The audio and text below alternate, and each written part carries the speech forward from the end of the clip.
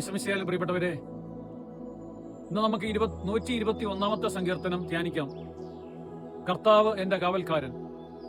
121 സങ്കീർത്തനം 8 തിരുവചനങ്ങളാണ്.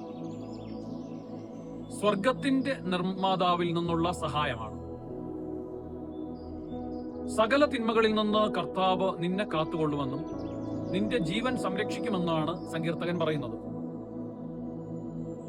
ഈ സങ്കീർത്തനത്തിൽ വിശ്വാസം, പ്രത്യാശ എന്നിവ ആണ് തിളങ്ങി നിൽക്കുന്നത്. ഒരു തീർത്ഥാടന അവസരത്തിലുള്ളതായിരിക്കും ഈ സങ്കീർത്തനം എന്ന് നമുക്ക് ചിന്തിക്കാവുന്നതാണ്.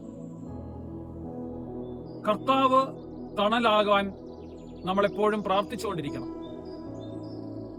മലമുകളിലേക്ക് തന്റെ കണ്ണുകൾ ഉയർത്തിക്കൊണ്ട് സങ്കീർത്തകൻ തുടങ്ങുന്നത് ഇപ്രകാരമാണ്: എന്റെ സഹായം എവിടുന്നാണ് വരുന്നതെന്ന് സങ്കീർത്തകൻ ചോദിക്കുമ്പോൾ, സ്വർഗവും ഭൂമിയും ഉണ്ടാക്കിയ കർത്താവിൽ നിന്നാണ് അവന്റെ സഹായം വരുന്നതെന്ന് ഉത്തരം ലഭിക്കുന്നു. കർത്താവ് നമ്മുടെ കാലിനെ വഴുതാൻ അനുവദിക്കില്ല. പ്രിയപ്പെട്ടവരെ, നമ്മെ സൂക്ഷിക്കുന്നവൻ, കാത്തുപരിപാലിക്കുന്നവൻ മയങ്ങുകയില്ലെന്ന സങ്കീർത്തനം നമുക്ക് ഉറപ്പു നൽകുകയാണ്. ഇസ്രായേലിനെ സൂക്ഷിക്കുന്നവൻ ഉറങ്ങുകയോ മയങ്ങുകയോ ചെയ്യുകയില്ല. കർത്താവ് എന്റെ നിഴലും സംരക്ഷകനുമാണ്. അവിടുന്ന് എല്ലാ ദോഷങ്ങളിൽ നിന്ന് സൂക്ഷിക്കും.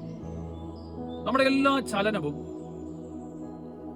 ഇന്നു മുതൽ എന്നേക്കും കർത്താവ് സൂക്ഷിക്കുമെന്ന് പറഞ്ഞ സങ്കീർത്തനം അവസാനിക്കുകയാണ്. നമുക്കിന്ന് ഇങ്ങനെ പ്രാർത്ഥിക്കാം: ദൈവമേ, നീ എന്റെ കാവൽക്കാരനാണ്. എന്റെ കാല് വഴുതി വീഴാൻ നീ അനുവദിക്കില്ല എന്ന് ദൃഢമായിട്ട് ഞാൻ വിശ്വസിക്കുന്നു. നീ ഉറങ്ങുകയോ മയങ്ങുകയോ ചെയ്യുന്നില്ല, എന്റെ തൊട്ടടുത്ത് നിൽപ്പുണ്ട്. ഈശോയെ, ഈ ഒരു വലിയ ബോധ്യത്തിൽ ഇന്നത്തെ ദിവസം ജീവിക്കുവാനായിട്ട് ഞങ്ങളെ അനുവദിക്കണമേ. ദൈവം സമർത്ഥമായിട്ട് നമ്മളെ അനുഗ്രഹിക്കട്ടെ. ആമേൻ.